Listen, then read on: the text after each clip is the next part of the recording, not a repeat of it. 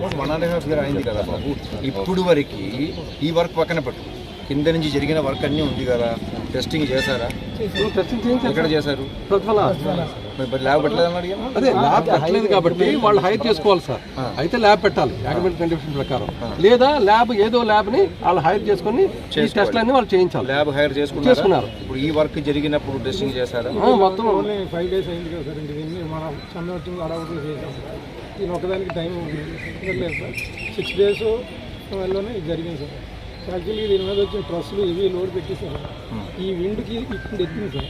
అటువంటి water pressure ఇటు నుండి విండ్ ప్రెజర్కి వచ్చింది సార్. దానికి చూడండి సార్, అదే వాళ్ళు ఇంకా దానికైతే 0.6 కట్టాం సార్. ఇది కొద్దిగా ఇంకా ఇది 0.75 కట్టారు సార్. కాదు సార్, అంటే మామూలు జరిగింది చెప్తాను సార్. టైం లేదు సార్. దగ్గర నేను కట్టమైన ఆఫీసాను సార్. సార్ అంటే పిలుస్తారు.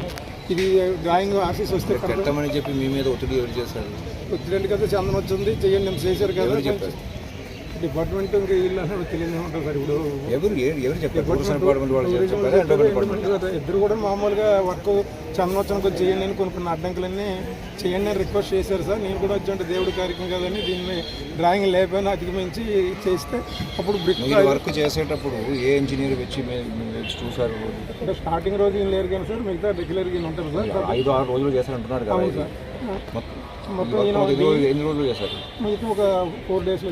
4 days లో ఏ ఇంజనీర్ ఉన్నారు ఇక్కడ సైట్ లో? స్టార్టింగ్ రోజు ఈయన లేరు సార్, నెక్స్ట్ ఈయన ఉన్నారు. 4 days అప్పుడు స్టార్ట్ అవ్వలేదు. 4 days లో పని జరిగేటప్పుడు నువ్వు లేదు అంటే విజయవాడ క్యాంప్ ఎవరున్నారు? ఏ ఇంజనీర్ ఉన్నారు? ఈ సార్ ఉన్నారు సార్. స్టార్టింగ్ లేరు సార్. మనం చెప్పలేం కానీ స్టార్టింగ్ రోజు లేరు సార్.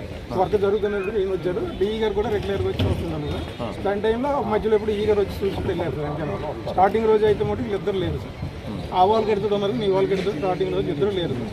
నెక్స్ట్ రోజుకి వచ్చారు సార్. పర్యవేక్షణ జరిగింది మామూలుగా రెగ్యులర్గా ఎలాగా జరిగింది అది జరిగింది. ఈ ఒకరోజు చేయండి అని అందరూ కూడా చెప్పి నేను చేయను సార్, ఆర్టీసీ రిటర్న్ వాళ్ళు వస్తుంది కదా అప్పుడే చేద్దాం, వేస్ట్ కదా అంటే లేదు టెంపరీ కదా చేయండి చేశారు. ఇదేంటంటే సార్, ఈ వర్షం ఒకటి ఇది ఒకటి లేకపోతే అయ్యి ఉండేది సార్.